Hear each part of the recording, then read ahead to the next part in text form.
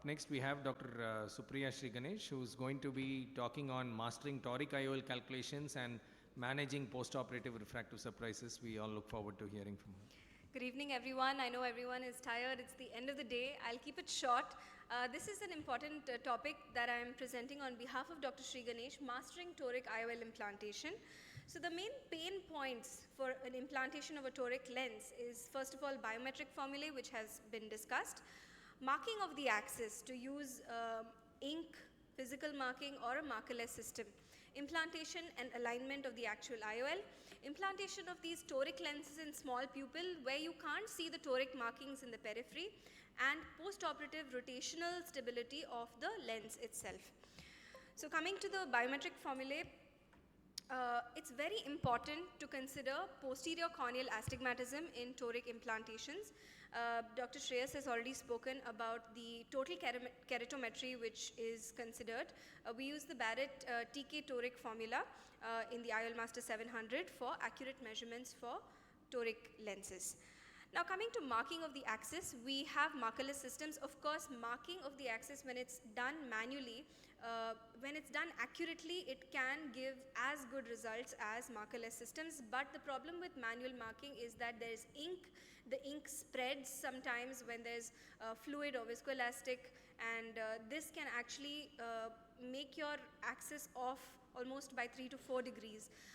So the markerless systems are very convenient, even workflow-wise and patient comfort-wise.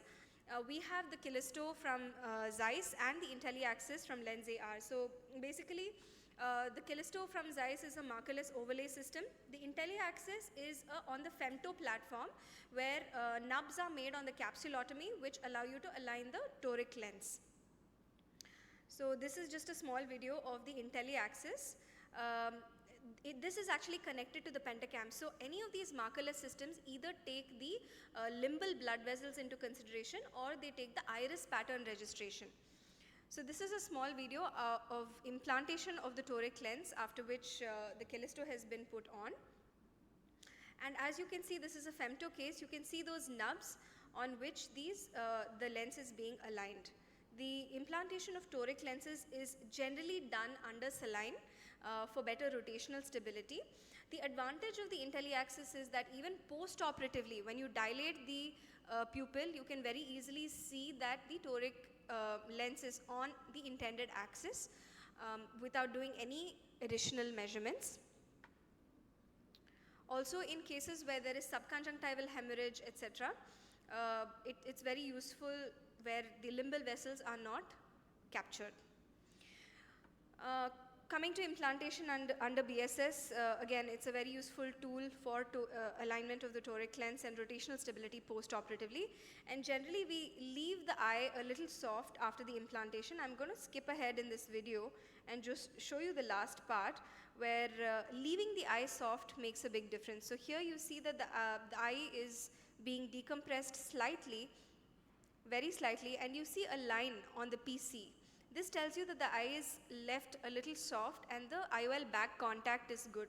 So post-op rotational stability is better if you leave the eye a little softer. It doesn't inflate the bag and rotate in the bag. A study was done again to evaluate and compare rotational stability when implanted under BSS and versus OVD. 100 eyes of 100 patients were taken and they were observed for 1 year. You can see that the rotational stability is overall much better in the BSS group. Now coming to implantation of toric lenses in small pupils.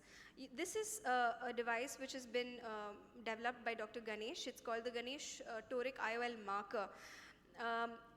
This is available with Epsilon. Before implantation, you can just press this device on the lens. It creates a temporary indentation in the center, and the toric marks on either side are visualized through these holes.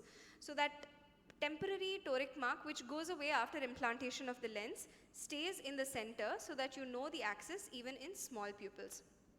So I'm just going to skip ahead in the video.